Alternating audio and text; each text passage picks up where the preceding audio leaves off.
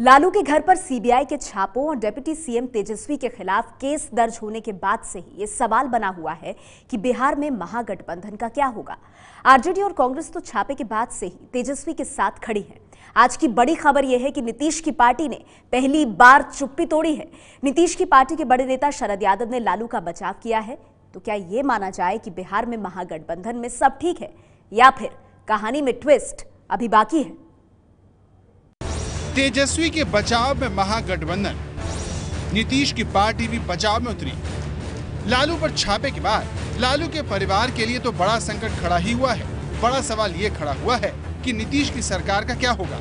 Suspense गहराता गया क्योंकि नीतीश ने छापों के बाद मौन सर्वार्थ साधनम की मुद्रा में चले गए, यानी चुप्पी साध ली। नीतीश की चुप्पी से लालू और उनकी पार्टी में बेचैनी दिख रही थी। सवाल ये था कि अगर सीएम नीतीश ने डिप्टी सीएम तेजस्वी को हटा दिया तो क्या होगा।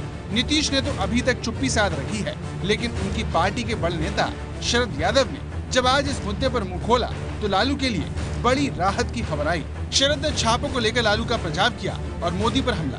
शरद जी, क्या जो आरजेडी की आज एक बैठक हुई है उसमें कहा गया, ये साफ कर दिया गया है कि तेजस्वी यादव इस्तीफा नहीं देंगे? सारी बातों की डिटेल में विस्तार में नहीं जाना चाहिए। दोनों पार्टी की बैठक हो रही है, गठबंधन है, रहेगा, इसमें कोई दिक्कत नहीं होने वाली और देश में भी गठबंधन बनेगा।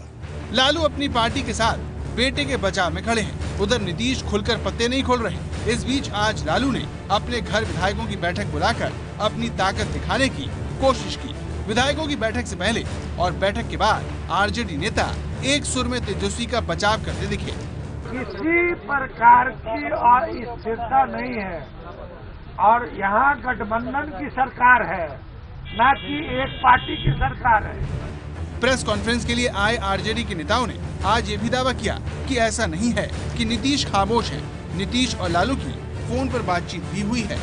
सोनिया गांधी ने फोन करके इनका हालचाल लिया, ममता बनर्जी ने लिया, शरद पवार ने लिया, सबने लिया, लेकिन नीतीश ने क्यों नहीं लिया? कल वो भी बात किए हैं। क्या बात कर रहे हैं? बात किए हैं। फोन पर लालू नीतीश की क्या बातचीत हुई, अभी तक इसका खुलासा नहीं हुआ। लेकिन आज जिस तरह से महागठबंधन के नेताओं के बयान आए, उससे लालू ने राहत की सांस जरूर ली। सरकार में शामिल कांग्रेस पहले से ही लालू के साथ खड़ी है। क्यों देंगे तेजस्वी जी इस्तीफा? भी एफआईआर हुआ है, let the investigation complete, let them file an chargesheet. हम लोग तीनों एक हैं। ये कौन कहता है कि कांग्रेस आरजेडी के साथ है, जेडीयू के साथ नहीं, जेडीयू के साथ है आरजेडी के साथ? हम संकट की घड़ी में तो हम तीनों एक हैं। हम तीनों एक हैं, महागठबंधन अटूट है। बिहार की राजनीति में ये तूफान इसलिए खड़ा हुआ क्योंकि सीबीआई ने न सिर्फ लालू के ठिकानों पर छापे मारे, रेल मंत्री रहते हुए रेलवे का होटल लीज पर देने में गड़बड़ी को लेकर लालू, राबड़ी और तेजस्वी के खिलाफ केस भी दर्ज कर लिए। डिप्टी सीएम पर केस दर्ज होने के बाद बीजेपी लगातार नीतीश पर तेजस्वी को बर्खास्त करने का दबाव बना रही है। मुख्यमंत्री जी को हिम्मत दिखानी चाहिए, कार्रवाई करनी चाहिए, क्योंकि नीतीश जी ने ही 2005 में जब श्री जीतन राम जी से इस्तीफा लिया था, वो एक 9 साल पुराने मामले में इस्तीफा लिया गया था। और उस समय नीतीश जी ने अपनी पहली प्रेस कॉन्फ्रेंस में कहा था कि मेरी मंत्रिपरिषद में कोई दागी व्यक्ति नहीं रह सकता। तो नीतीश जी, अगर आप वही नीतीश कुमार हैं, तो मैं आपको याद कराना चाहूँगा, और आपने अपने एनडीए के 7.5 साल के कार्यकाल में 4 मंत्रियों को मामूली आरोप लगने पर भी आपने हटा दिया था। नीतीश कुमार भ्रष्टाचार के आरोप में आरोपित 5 मंत्रियों से इस्तीफा लेकर सुशासन बाबू की छवि गढ़ी थी।